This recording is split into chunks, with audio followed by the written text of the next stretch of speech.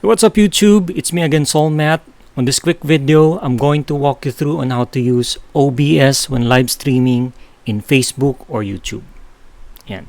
So medyo matagal-tagal din tayong hindi nakapag-create ng YouTube video. Pero this time, OBS naman ang gagamitin natin. I-walk through ko kayo, pero quick disclaimer lang mga chong, hindi rin ako expert sa OBS. But I have thought na might be good to share you my knowledge in using OBS when live streaming sa Facebook and YouTube. Okay. So, nag-create na ako ng tatlong scenes sa OBS. Basic scenes lang to. Yun ang isusubukan nating i-recreate dito sa quick tutorial na to. Okay. So, if you're going to look at the scenes that I've created sa OBS, meron akong quick I have the 3 scenes na create which I can toggle between, and it has a scene transition of slide, particularly downward yung scene transition niya. Okay, so ito yung main frame. Mayroon din siyang audio input capture together with my video capture device. Yung sa second scene, it has an audio input capture also, video capture device, and a display capture. Yung sa third, meron akong media source. Here, kung live stream kayo with the chat sa YouTube, pwede nyong mag-create kayo ng source, browser source, and then i-copy and paste nyo lang yung link ng YouTube chat here.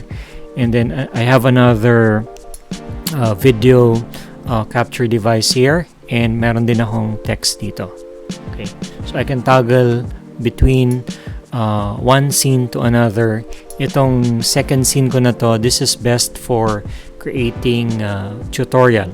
So you can have a video capture device on the lower right corner or somewhere else, and then on the main screen yung display capture nyo. Okay, so first of all, ito yung mga basic na kailangan natin gawin. Of course, an OBS software. You can download it from obsproject.com/download. If you're using Mac or Windows, merong option doon to download. It's also compatible to Linux. If you're using Windows, just simply click Windows and then download the installer. Okay, so I'm not going to walk you through anymore in downloading and installation of OBS since na-install ko na yun dito sa PC ko. And second, when you're streaming either in Facebook and YouTube, isa lang sa dapat nyong kailangan is yung stream key. Okay, so you need a stream key for Facebook and YouTube, wherein you have to paste that stream key dun sa settings, particularly sa stream options dun sa OBS. So, tingnan natin kung paano natin makukuha yung stream key sa Facebook or sa YouTube. Okay, sa Facebook, you just have to click on live. So here, dito sa Facebook ko, pumunta ako dun sa manage page ko. I click on live, and from there you would see the stream key option, which you can simply copy and paste dun sa OBS settings nyo. So here, first of all, ito muna yung some of the settings. You can share your live stream to either your timeline, to a manage page, or even in a group. Okay, so pag nag-click kayo ng one option to another, kung hindi kayo naka-persistent stream key, mapapalitan yung stream key. Okay, so here, all you have to do is just simply click on copy. Okay, copy nyo, and then again, tandaan nyo kung saan yung group na gusto nyong i-share yung video nyo, and that's it. Okay, so sa YouTube naman, you just have to go to Studio, YouTube Studio, and go to stream. Okay? And from there, pag pumunta kayo sa stream, mayroong option doon to either of course create a title, okay, description, category, and you can also change the privacy, either public or private, etc. And here you can simply copy and paste this stream key.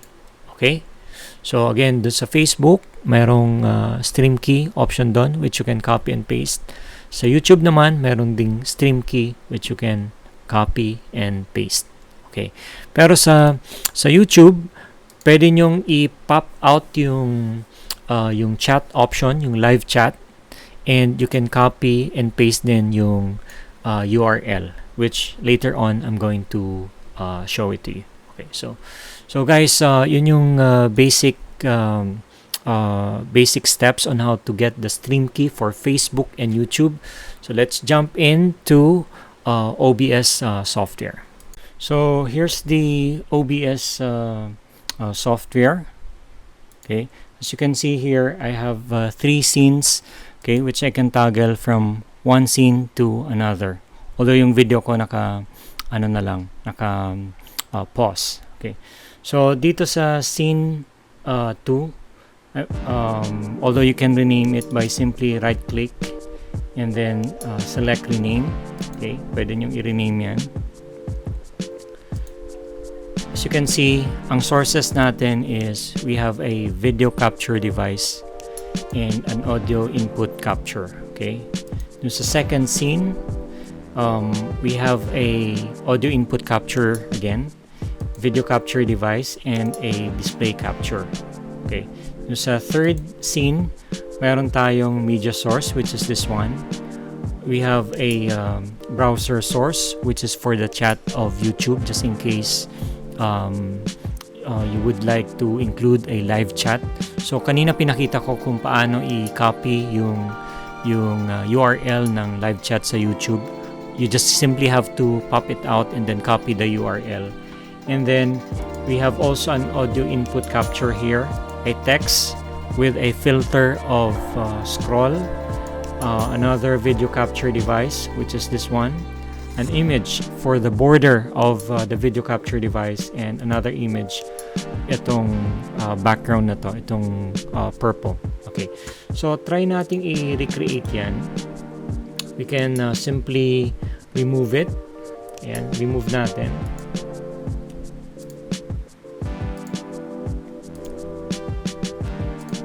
Okay. Yeah, okay. So from here, paano tayo mag-create ng scenes? Okay, so ito hindi na natin i-delete because at least one scene ang kailangan, but we'll try to simulate it later. Okay, so when creating a scene, you just have to simply click the plus sign here on the scenes to add, and you can rename it as mainframe, for example. Okay, now you can put one scene from the top by simply clicking the move up and move down option here, right?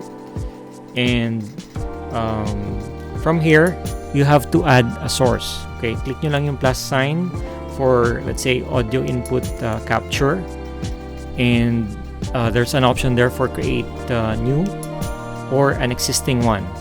So okay, so meron na akong existing dito. Pwede nyong i-select yung add existing. Okay, and when you click the source and then click settings, you can select the device, an input device which you want to use. Okay, on my end I'm using the Samsung C03U. Okay, click OK. Okay, and then we'd like to create a main video capture, yung malaking screen, and I'll click on video capture device. Okay, you can create a new one. Okay, and dito sa device you can simply highlight or select which capture device that you have. So in my end I have a Camlink 4K. Just accept the defaults, click OK, And here naka-disable lang yung ano ko, yung main video capture device ko since I'm using it separately. Okay, but we've already created one. Okay, now pwede rin tayong maglagay ng another scene pa. Let's say second screen. Okay, and then pwede nating i-move up. Okay, we can add a source. Let's say audio input capture. Select nyo yung existing if it's already listed. Okay, you can also check its setting. As you can see here, it uses yung microphone Samsung Z03U, so that's okay.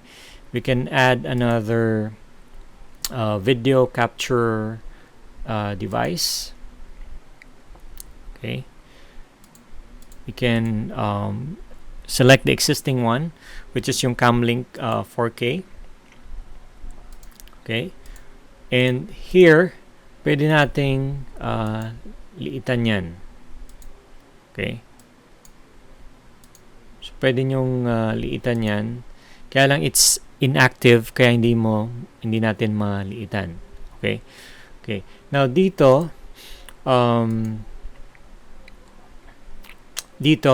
again, it's the same thing din. Sa simulate na lang natin. This one, that's a media source. What I did was click the add media source, which is this one, media source. Pag-click natin yung properties, ayan. Nag-browse lang ako ng existing MP4. You can use a logo or kung meron kayong quick video. In my end, yung logo ko for my YouTube channel for tech discussions, yun ang browse ko. You can loop. Pwede nyong i-restart yung playback when source becomes active. And click OK. Dito naman, yung browser, nag-add din ako. Click the plus sign and then browser. And kung titingnan natin yung properties nito, dito ko pinaste yung kanina, yung live chat sa YouTube. Diyan ko kinopy-paste. And then you can also change the width, height. Okay? And then pwede nyo ring i-resize dito. Okay? You just have to click the shift key para ma-resize nyo on your desired width and height. Okay? Ito naman, nag-add ulit ako ng audio input capture. So, you'll notice for every scene that I have, kung gusto nyo magkaroon ng audio, of course, you have to add another audio input capture. Ito naman, text. Okay? Naglagay tayo ng text with a filter. So, ni-right-click ko lang yan, filters, and then in-input ko dito, sinelect ko yung scroll, and then pinalitan ko yung horizontal speed para mag-move siya. And then, I selected loop. Okay? Doon naman sa text, of course, ang ang properties niyan, dito ko lang tinype yung text. Okay? And then I can also choose a font. Right? Now, you would notice mayroon tayong background for the video capture. Okay? And ito rin. So, simply, you can search sa Google for OBS overlay. Dapat lang, ang kailangan nyo is dapat PNG siya, walang background. Okay? So, PNG para transparent yung background. So, in-add ko lang yan, plus the add button, and then image.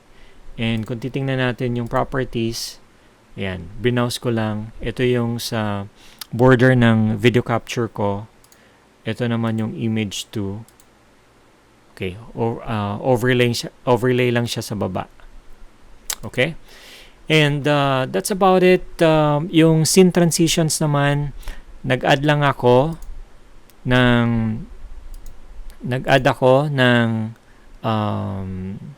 slide.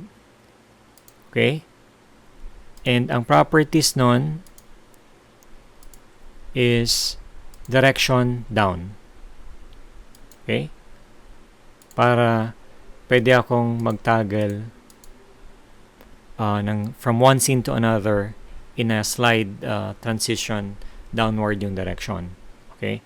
So here, you just have to simply click on settings, and then dito sa stream, you can select yung Facebook Live or YouTube, and you can copy and paste the stream key from here. Remember yung kinopy paste natin, you just have to put in the stream key here, click apply, click OK.